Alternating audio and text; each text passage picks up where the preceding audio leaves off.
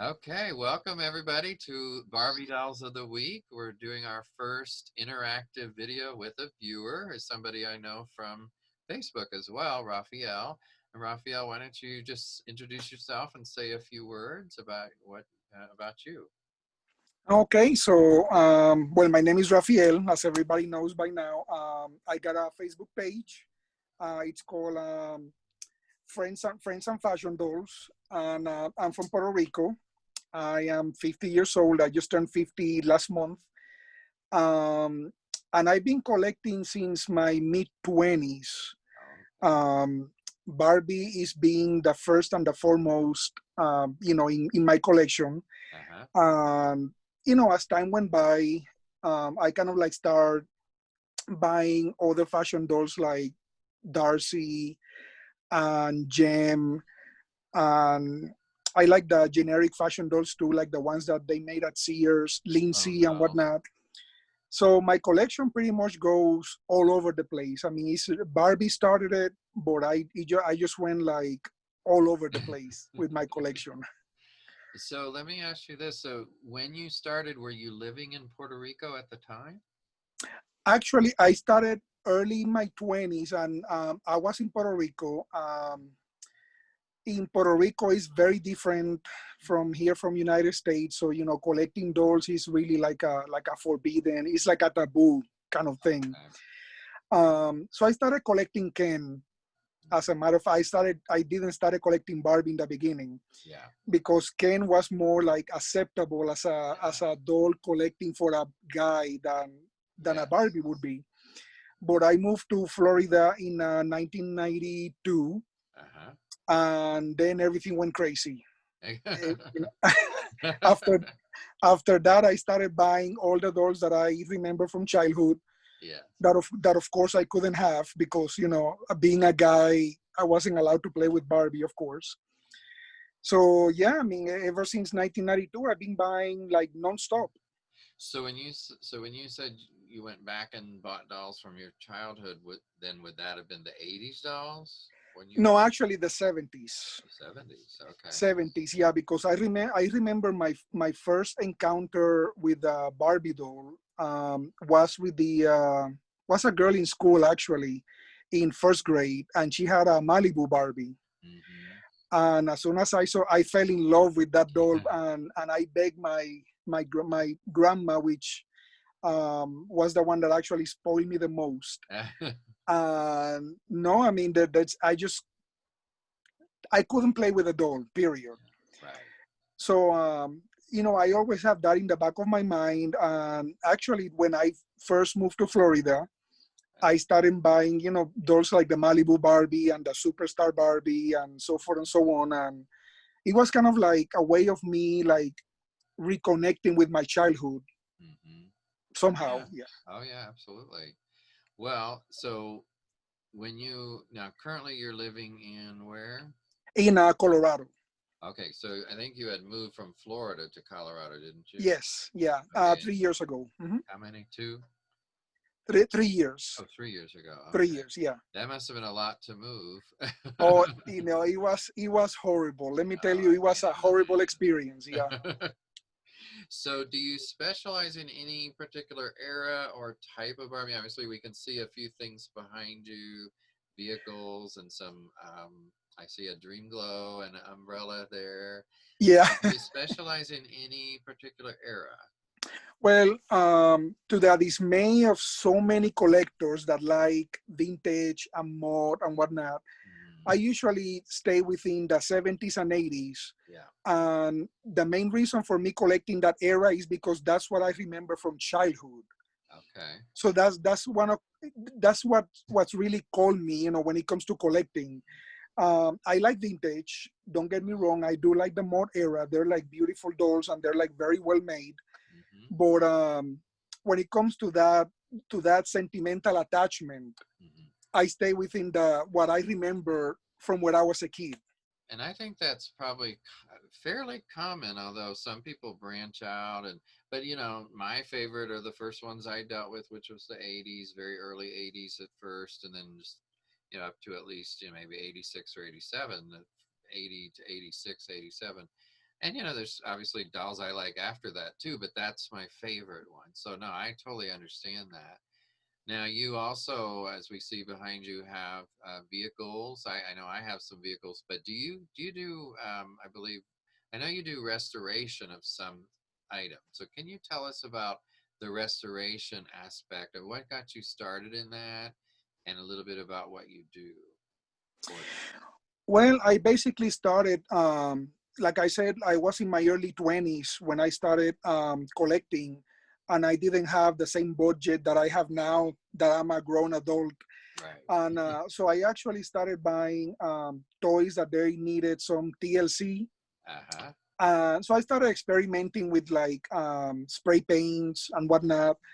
And as I got older and I started meeting other people that are into the collecting, well, I started going into like having labels being redone, using better paints, getting spare parts.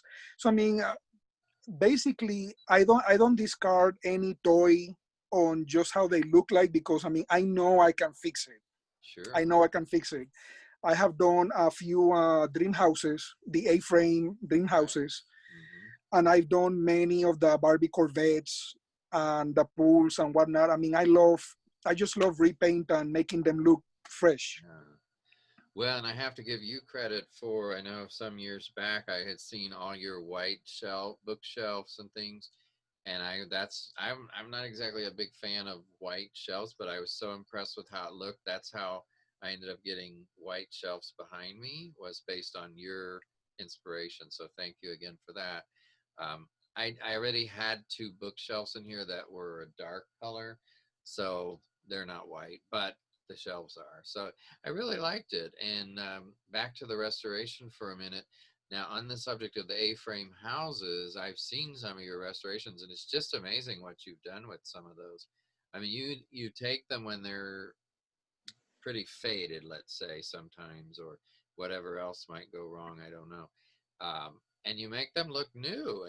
And just curious, what kind of paint is that you use? Well, the best one that you can buy for plastic is a Krylon.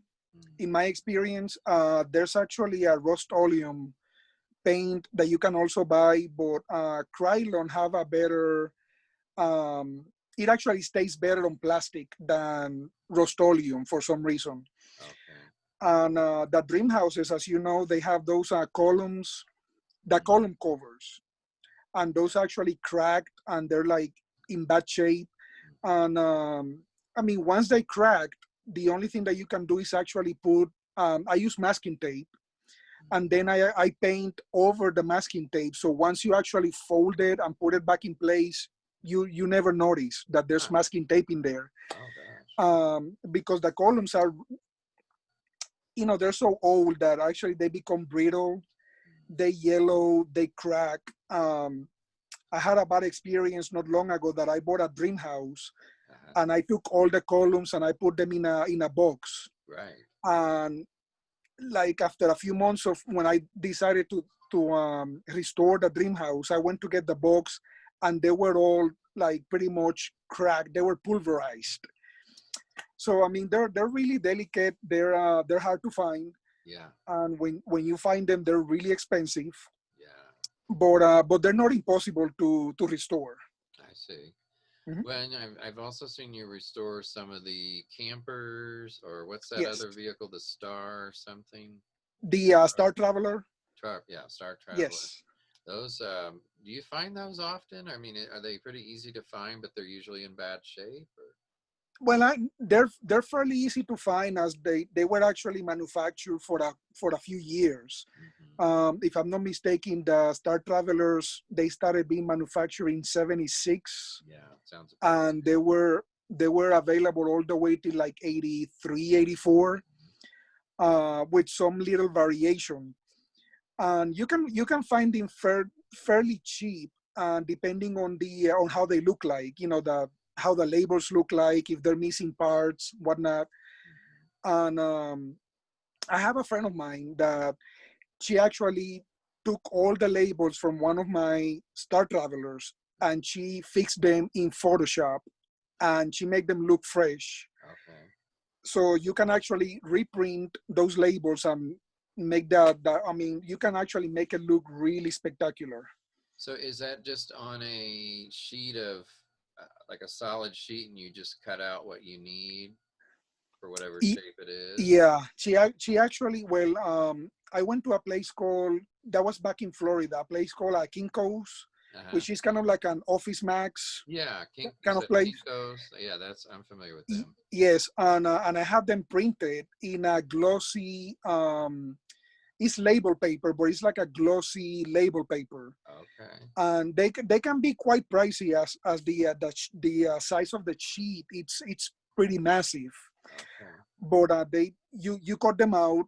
I usually use a blade just so they come out perfectly, and once you apply them, I mean, it looks factory fresh. Do you happen to have one you could show us that nearby? I do. Let me play with my tablet here for one sec. Yeah, I mean either on the vehicle or on the sheet, either one. Okay, let me see if I can do this quick. Okay, no, take your time. Meantime, we get to see some of your other treasures. Ah, there we go. Yeah, I've seen so many of them on pictures on Facebook, so it's nice to see them on live video. So that's the Star Traveler. Yeah, I don't know. Can you see it? Okay. Yes, we see about 90% of it. Yeah, so is are those restored labels or new labels? I mean, Those are actually the redone labels. Yes. oh, that's so nice. See, they always look so professional. Is that also a Star Traveler that you had to do repainting on or anything? No, actually, that one I found in good shape, Okay. and it was complete. Mm-hmm. So all I did was pretty much took all the dirt and grime that had Yeah. been there for years, Yeah. and I put the new labels on. It looks factory fresh. So that's a question that pops into my mind is what do you clean them with? What do you spray on them or something? Well, on I mean, nothing special really on that one Star Traveler. I took it all apart. Mm-hmm. I removed every single label, Mm-hmm. and it was just soap and water.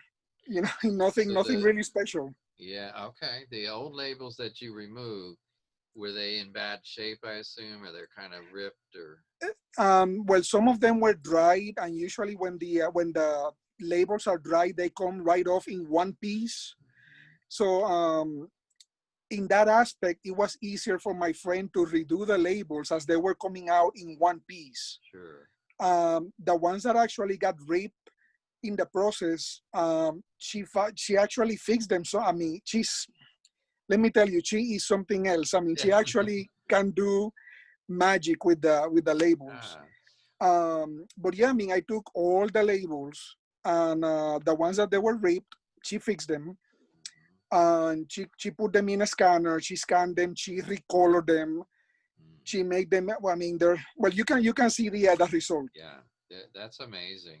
Mhm. The creativity of people in the doll community amazes me all the time. You know what people can do, including yourself, making something that's 30 or more years old that's faded look so new. Like that house next to you, is that one you restored?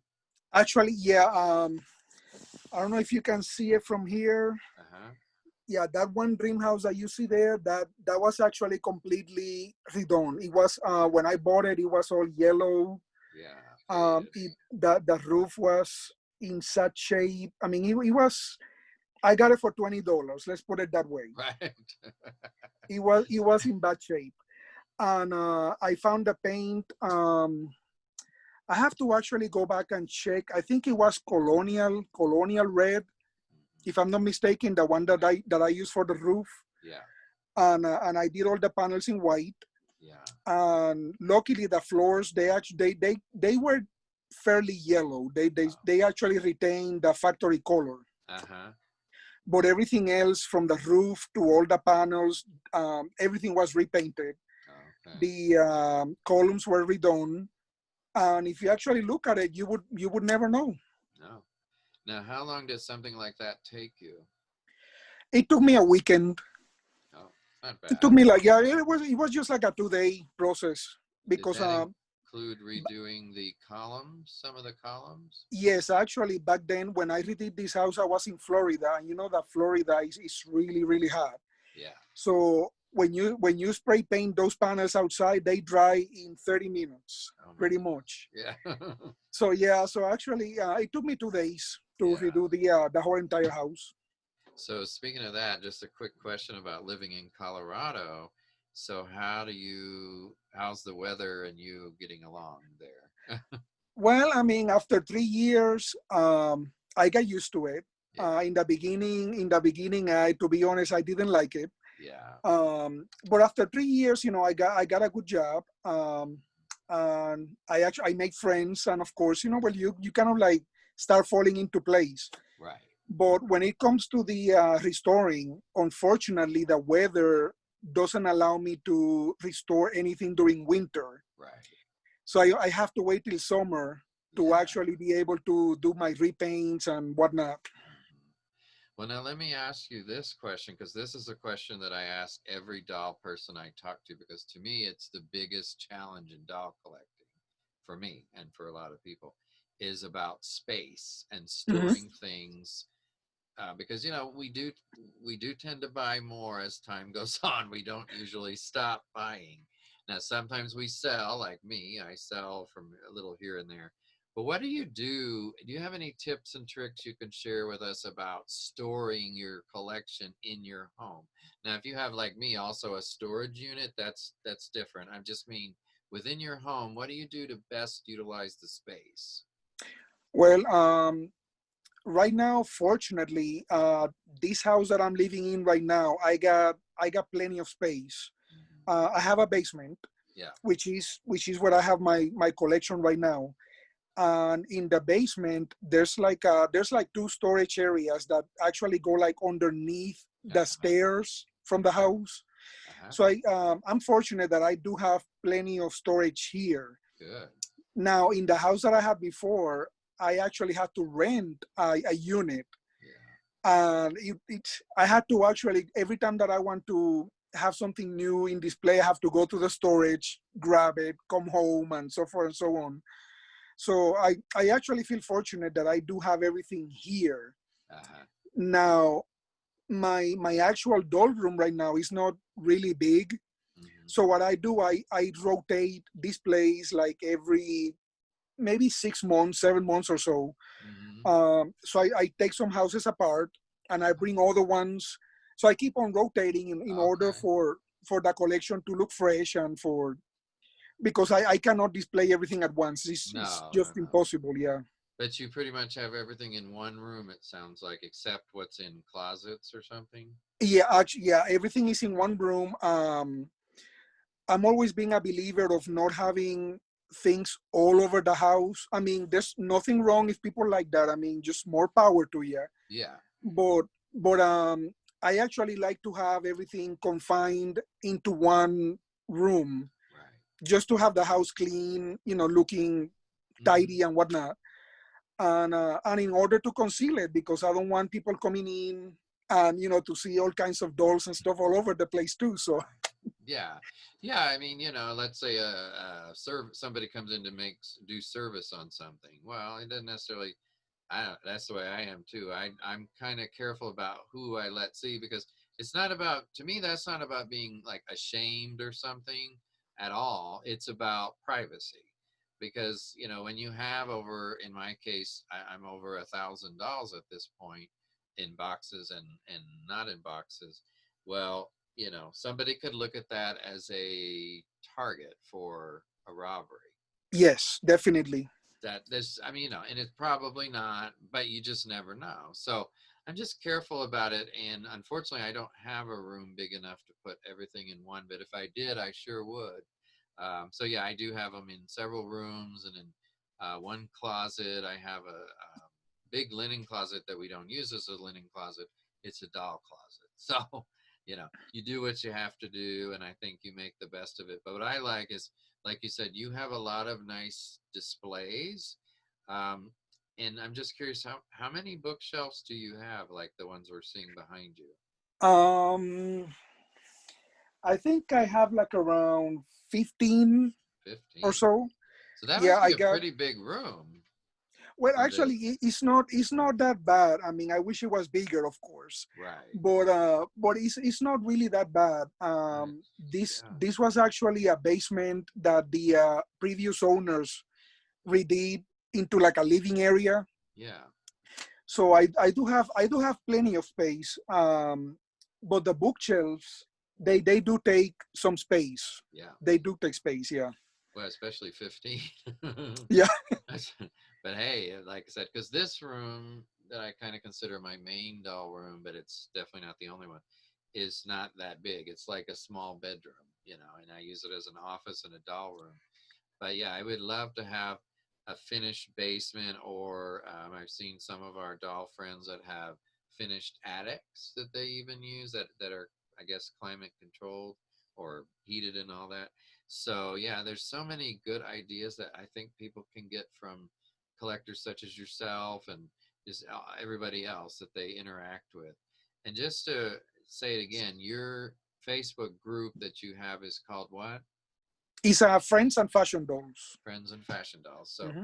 yeah, that's something I think everybody should check out. I'm a member there, and I share my videos every once in a while whenever I think of it. Because, I don't know about you, Rafael, but I'm in a lot of groups, and sometimes I'm like, okay, well, let me share it. This one, this video with these few groups, and then switch it off. Because I don't want anyone to see it constantly and think, "Oh my goodness, give it a break." uh, so yeah, and people want to see it. Obviously, they know where to find it on YouTube too. So yeah, I think that it's something that obviously you feel very passionate about, and you love collecting, which I do too. I've been collecting since the '80s, and I think it's something that. How would you sum it up as far as what it means to you in your life, collecting dolls? Well, for me, collecting dolls is just well, it's a hobby. Obviously, it's an expensive hobby. But it's actually like I see it as an escape Uh-huh. from sometimes the realities out there that they're not as pretty as we want them to be. Absolutely. Um, I do love collecting. Like I said, I've been collecting since my early 20s, Yeah, and I see it as an escape, it like is. an escape from the reality that we're living in. Yeah. Well, it sure helps with that, and like especially with the year we just had. I mean, sometimes we need more of an escape than other times. And I think it's just something that when you really enjoy something like doll, in this case, doll collecting for you and I'm like, why not do it? And I think we both grew up, or I know we did from what you said earlier, at a time and different places where it wasn't acceptable for guys or boys to collect dolls. So that's why I started with my Migos, Amigo 70s Super Friends and such. So they were to me a form of a doll, and I still loved them, and I still have Hmm. some, but they weren't Barbie dolls, which was forbidden. It's like no way could. So I didn't get a first Barbie doll until I was able to on my own when I got my first job at 16. I started collecting. So yeah, I get that feeling definitely.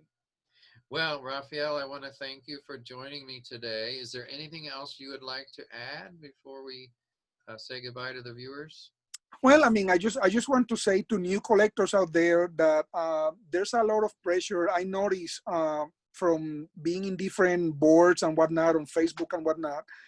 There's a lot of pressure of people when it comes to price. Oh, you should buy this doll because it's either more collectible or higher end or whatnot. Just buy what you like. I mean, it doesn't matter if it's a $5 doll or if it's a $200 doll. Yeah, Just buy what actually calls you, what you have passion for. that's right. When it comes to me, I don't look at price. Hmm. I don't care if a doll is in an edition of 500 and everybody wants her because she's valuable. If I have a doll that it's 9.99 and I like her, that's the doll that I like, the Right. 9.99. Exactly. And that's something I mentioned in my videos recently is buy what you like and only. So I don't ever, for instance, in one given set of dolls, if I don't like this particular one, I'm not going to get it just to complete the set. So I agree with you 100%. Now, one other question I just thought of is, do you take them all out of the boxes or do you leave some in the boxes of the dolls? Well, actually, I do buy duplicates. Yeah. I do. I'm guilty. I'm very guilty. If I actually like a doll a lot, I buy two of so I can display one outside the box and keep one pristine in the box. Yeah. So I'm guilty. Well, I do that too, and people know if they watch my videos that I do that whenever I can.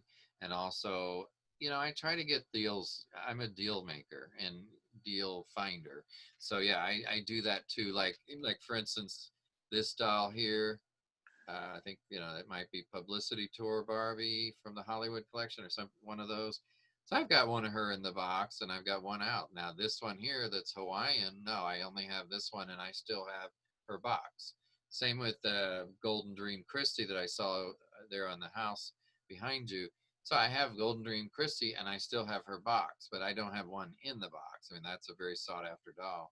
So, I keep boxes for some and some I don't, like fashionistas today. I don't keep the boxes or they're not Well, ready. and usually, I mean, I don't rush. I know that some people when they start collecting, Yeah. they feel like they have to be in a rush. Like if they see something on eBay, they want to bid on it right away. Yeah. Just take your time. Take your time because you will. It happens to me all the time. I never rush into buying anything, and I always find the doll that I want Yeah. at the price that I want to pay. That's right. That's right. I think time, just like when anything new comes out and people are rushing to get it, but then 4 months later you can get it no problem a lot of times. Not everything, but like some of the ones that are out. There's even some fashionistas right now that are really hard to find that everybody seems to want, two or three in the current set that I can't seem to find anywhere. But I'm not that worried about it because I'll find them eventually. And No, they'll come up. They yeah, it eventually just come up. takes time. That's what I think that's part of what you mean is, be patient. It's sometimes hard when you got something new and shiny, but I got a lot of stuff to keep my mind going with current stuff. I think sometimes that's what we need to do too is appreciate what we have as collectors, just as much as new things that are out there. And it just like I said to me, it goes back to space. I mean, I just have no space left except at my storage unit that I can put extra stuff. So that's what happens. But anyway, well, again, thank you for joining me today. It's been really interesting and fun to hear more about it. And what I would probably ask you to do is if you could put some links or some about the different paints that you were mentioning in the comments or give them to me and I can put them in the description. I think people might like to know that. But in the meantime, again, have a great rest of the day, everybody, and week. And I will be talking to you later. And thanks again, Rafael. You take Thank you for care. inviting me. Oh, you're welcome. I'm glad. I'm glad it worked out. Okay, bye, everybody. Take care. Okay, so I ended the meeting. Okay, let me see if it's still recording. Uh, I think no, it's still recording. Let me cancel that and I think I